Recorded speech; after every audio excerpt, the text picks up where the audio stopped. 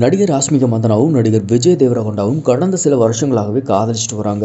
ஆரம்பத்துல இவங்க 2 பேரும் கீதா கோவிந்தன் படத்துல இணைஞ்சு நடிச்சிருந்தாங்க. அதுக்கப்புறம் 2019ஆம் ஆண்டு வெளியான டியர் காம்ரேட் படத்திலையும் இவங்க 2 பேரும் இணைஞ்சு நடிச்சு தன்னோட அசத்தலான நடிப்பை வெளிப்படுத்தியிருப்பாங்க. அப்போதுல இருந்தே இவங்க 2 பேரும் காதலிச்சுட்டு வராங்கன்னு ஒரு தகவல் உலா வர ஆரம்பிச்சது. ஆனா இது பத்தி இவங்க 2 பேர் தரப்புல இருந்தும் எந்த ஒரு அதிகாரப்பூர்வ அறிவிப்பும் வெளியாகல. கீதா கோவிந்தன் படத்துக்கு அப்புறம் ராஷ்மிகா மந்தனாக்கு பல படங்களை நடிக்கக்கூடிய வாய்ப்புகளும் தேடி வந்துச்சு. அந்த வரிசையில பல ஹிட் படங்கள்லயும் நடிச்சு இவங்க தமிழ் படங்கள்லையும் நடிக்க ஆரம்பிச்சாங்க.